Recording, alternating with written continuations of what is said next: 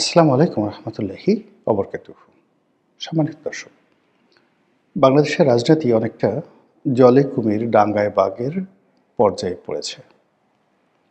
আমাদের যে বাংলা প্রবাদ এবং প্রবচন, সেই প্রবাদ প্রবচনে বাংলাদেশের যে প্রকৃতি এবং পরিবেশ, সেই পরিবেশে আমরা প্রায়ই উভয় সংকটে পড়ে যাই। আপনি যদি ডান দিকে যান সেটি বিপদ, বাম দিকে গেলে আপদ। সামনে যদি যান গজব, পেছনে যদি যান সেই মৃত্যুকূপ। এরকম ঘটনা বাঙালির জীবনে বহুবার ঘটে জাতিগতভাবে বিভিন্ন সময়টাতে। তো এরকম একটি ক্রান্তিকালে এই সময়টিতে 2026 সনের জানুয়ারি মাসে আমরা এসে পৌঁছে গেছি মূলত আমেরিকার যে মিস্টার ডোনাল্ড ট্রাম্প তার আমেরিকা ফার্স্ট নীতির কারণে।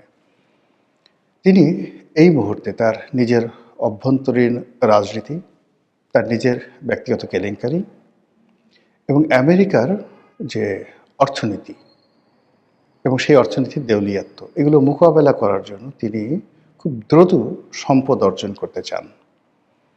আর সেই সম্পদ অর্জনের জন্য তার কাছে এই মুহূর্তে মনে হয়েছে ভেনেজুয়েলা হলো তার কাছে একটা স্বর্ণের খনি, গোল্ড মাইন। মধ্যপ্রাচ্যের প্রায় সবগুলো দেশই এখন স্বয়ংসম্পূর্ণ, সেখানে যুদ্ধ চেষ্টা করে লাগানো যাচ্ছে না।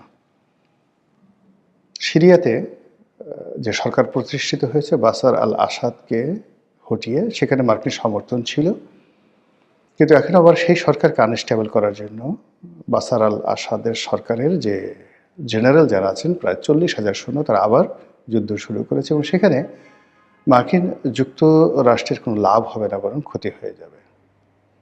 ইয়ামেনে যে যুদ্ধটি, প্রক্সি যুদ্ধটি তারা শুরু করেছিল, সেই যুদ্ধ থেকে তারা সরে এসেছে, কিন্তু এখন সেই যুদ্ধ মধ্যপ্রাচ্যের যে বর্তমান রাজনীতি, সেই রাজনীতির কারণে আবার নতুন করে ইয়ামেনে সেই যুদ্ধটা শুরু হয়েছে।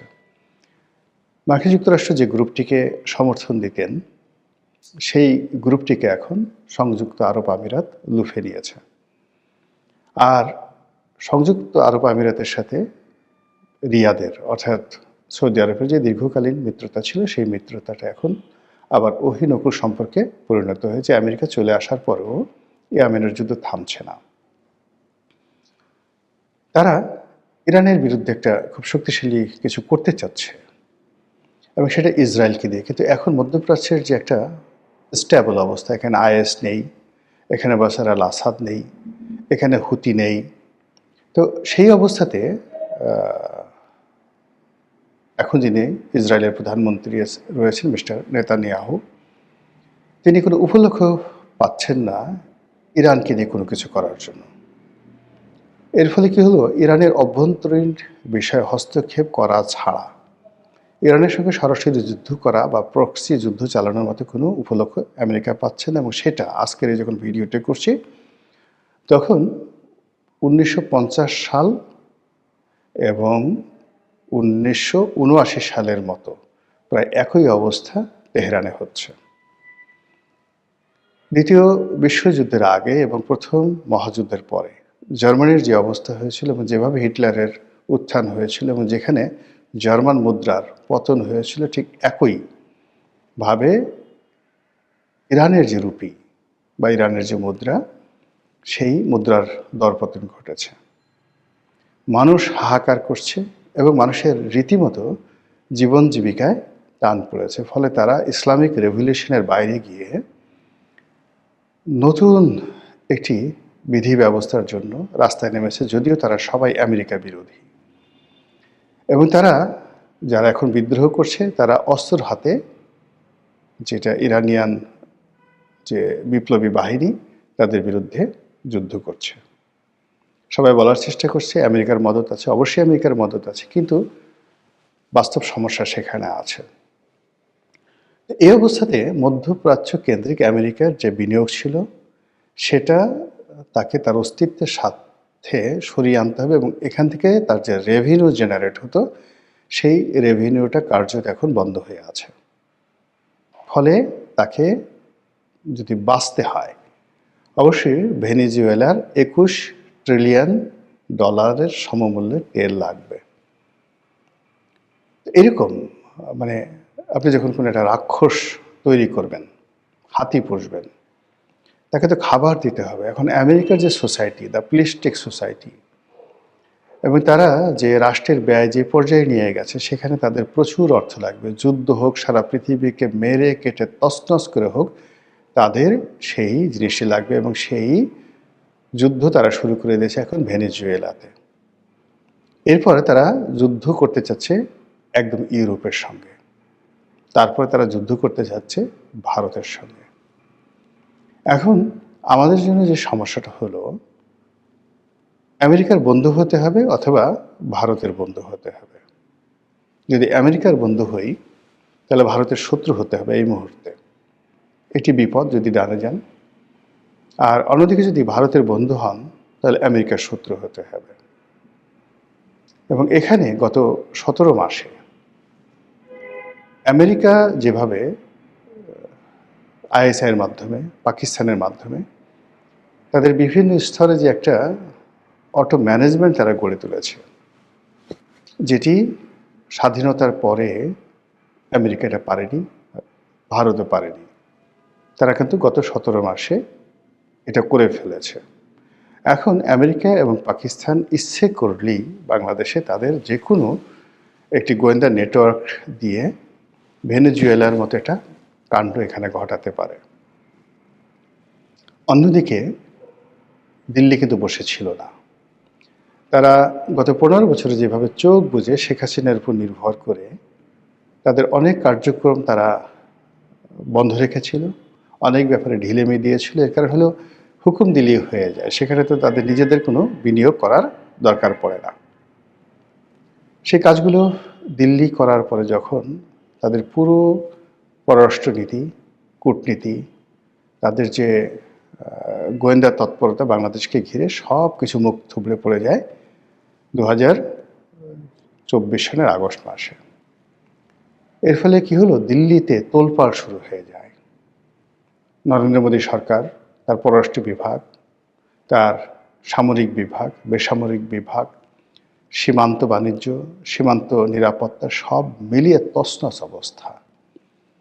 তো সেখান থেকে তারা বাংলাদেশকে ভয় দেখিয়ে, তাপ দেখিয়ে, চাপ দিয়ে যে সম্পর্কটি স্থাপন করার চেষ্টা করেছিল, সেটা আসলে হয়ে ওঠেনি।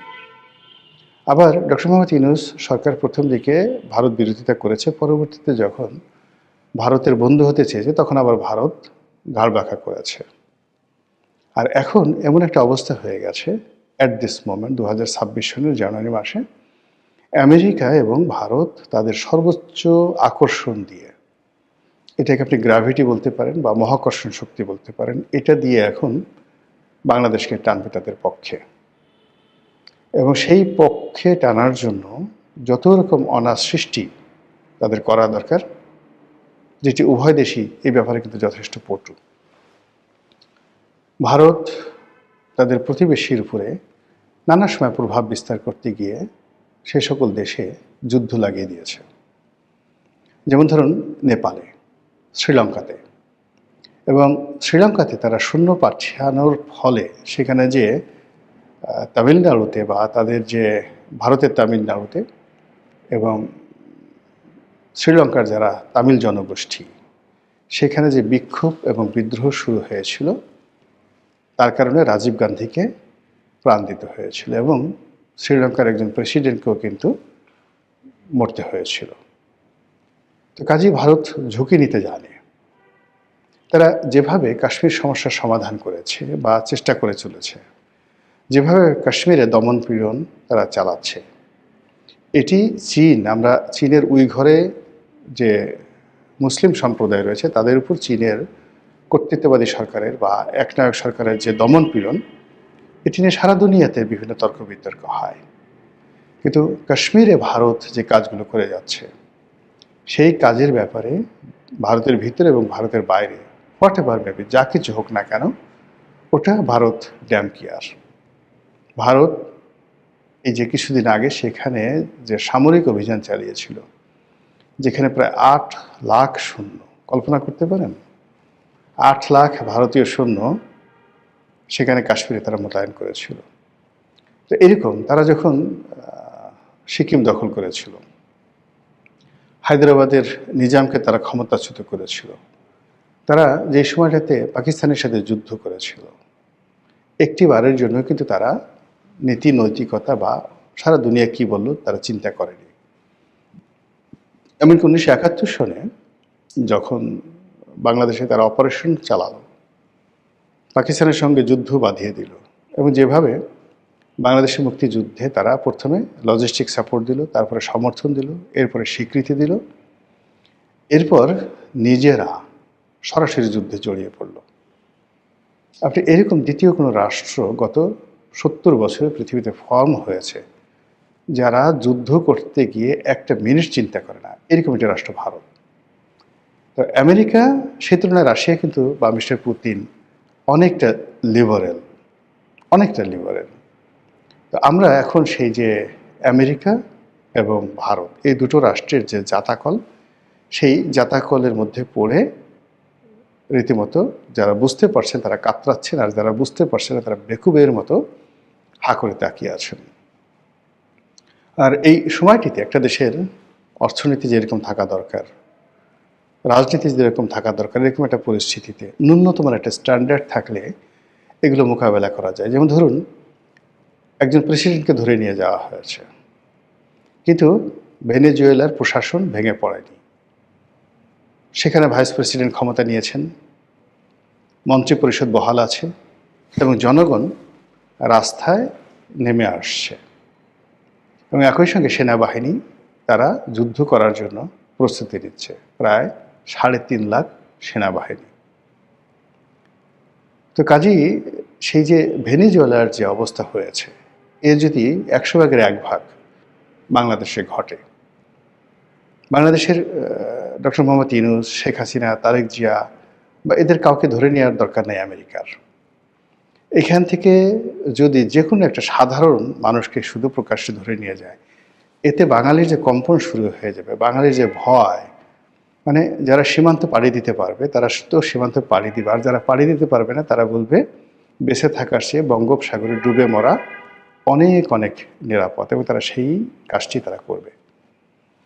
বাঙালি যখন খুব রাগ হয় প্রবল বেগে তারা ছুটতে থাকে, আর যখন তারা ভয় পায় প্রবল বেগে তখন তারা পিছু হটতে থাকে। 1971 সনে 7.5 কোটি বাঙালি। তো চিন্তা করুন যে 7.5 কোটি বাঙালি 25শে মার্চ তারিখে পাকিস্তান অপারেশন সার্চলাইট চালালো, অর্থাৎ রাজারবাগে হত্যাকাণ্ড চালালো, আর ওই দিন 1 সপ্তাহ থেকে 15 দিনের মধ্যে 1 কোটি লোক বাংলাদেশ ছেড়ে তারা পালিয়ে গেল। এর মধ্যে ওই সময় যে ভিডিও চিত্রগুলো আপনি যদি দেখেন, একেবারে নিতান্ত দরিদ্র, কিচ্ছু নেই, শুধু প্রাণটা ছাড়া। আর বয়স এমন যে যাকে মানে হাঁটতে পারে না, লাঠি ভর, এরকম মানে বয়স্ক মানুষকে তো কেউ মারে না, কোনো ডাকাতও মারে না।